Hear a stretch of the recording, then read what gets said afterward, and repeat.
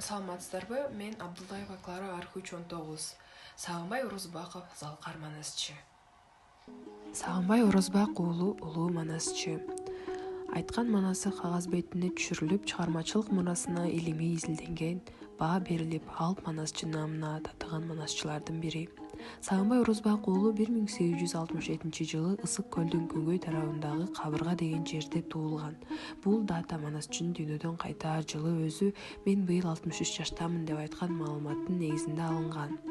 Сагынбай Орозбак уулу айткан манас жазылып алына баштаганда ал 55 жаш курагында болуп, манасчылык тажрыйбасы 40 жылга жетип, элдин сынынан өтүп, чыгармачылыгынын толук жетилип ышып, кылтабына келген учуру болгон. Сагынбай Орозбак уулунун айткан манасынын эң негизги артыкчылыгы анын бийик көркөмдүгү, эч бир талашсыз аксиому. Сагынбайдын айтуусунда эң байыркы поэтикалык ыкмалар менен бирге аллитерация, синтаксистик параллелизм, рефрен жана кийинки мезгилде пайда болгон ыкмаларды кезиктиребиз. Татаал рифма, антитеза, метафора жана башка. Сагынбай 9-10 жашынан тартып 3-4 кыш катары менен молдодо окуган. Китепти окуганды билгендигине карабастан кат жазууну өздөштүрө алган эмес. Сагынбайдын жаш чагынан эле сөзгө шыктуу болуп, ыр курап айта коюп жүргөнү белгилүү. 1882 жылы Ысык көлдү тыштап кеткенде айласыз болгондо Жашар манасчы Ысык көлдү кошуп ырдаган ырын Сагынбайдын зары деген ат менен манасчынын өз оозунан 1889 жылы жазып алынгандыгын тарыхчы Солтоноев кабарлайт.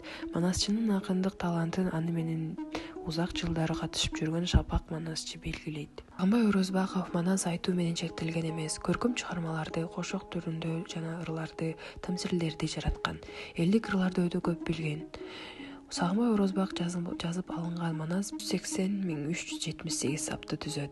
Манас эпопеясында 40 чородон тарта эсептегенде бири дегенде эле 600дөн ашуун каарман катышат.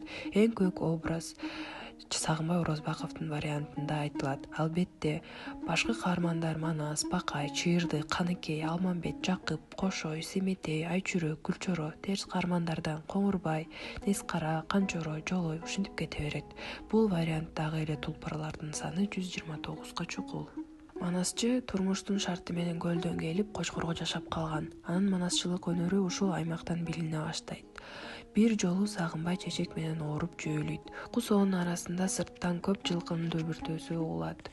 Караса кадимки Манастын колу. Агасы Алишер экөөнүн дене бою дүркүрөйт. Анын экөөнүн тең оозунан сөз төгүлүп, Манас айтып башташат. 1916 жылы Үркүндө эл менен кошо Кытай жерине барып, туулган жерге 1917 жылы кайтат. Кытайда азапты, жокчулукту көп көрүшөт. 2 жылдан ашуун ат башыда туруп калышат. Улуу агасы Алишер 55 жаш курагында ошол жылы көз жумат. Башыдан көчүп келип, Нарындан Бети Кара деген жерине пааналайт да 2 жылдан соң Кочкорго келет. 1923 жылы Нарында кеңештерди курултайында Сагынбай Орозбаковдон Манас бүт жаздырып алынсын деген чечим кабыл алынат. Эми бул аруу жоопту ары татаал иш Ыбырай Абдрахмановго тапшырылат. Фольклор жыйноочу ал учурда төмөнкүчө жазып калыптыр. Манасты жазууга мени бекитип, мугалимдиктен бошотот. Сагынбай экөөбүз Абдылданыкына келип 23 март айында Манасты кайрадан жаздык. Ага Сагынбай айтып берген сөздөрдүн бирөөсүн да борбастан жазасың деп бекем айтып тапшырышты деп жазган экен. Далай машакат менен эпосту Сагынбайдын оозунан 1926 жылы жазып бүтүшөт. Ал эми Залкардын Залкарга берген баасын айта кетсек, бири бак жайга кара сакал, кызыл жүздүү, көздөрү жайнаган, колдору шадылуу, кең далылуу Сагынбай.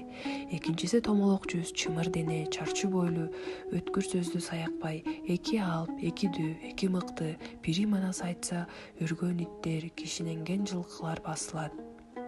Бири Манас айтса, ооруган бала айыгат. Экөө тең бирдей касиеттүү, бири токтоо айтса, бири айгайлап айтат. Сагынбай Саякбайдан 19 жаш улуу болуптур. Бир окуяны баяндайлы. Манасты ар кайсы жеринен чогулуп айтып жүргөн Керим Садыбаев аттуу аксакал 60-жылдарды балыкчыга келип, Саякбай Каралаев менен үзөңгүлөш жүрүп, ара чолодо чай ичип тагалат.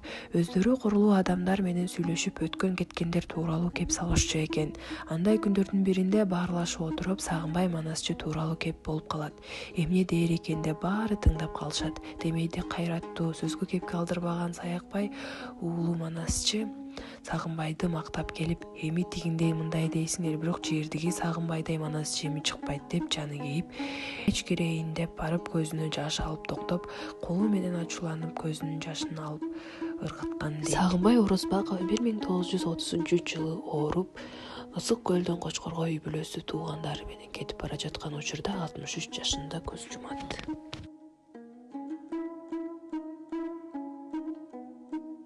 Көңүл бурганыңыздар үчүн рахмат.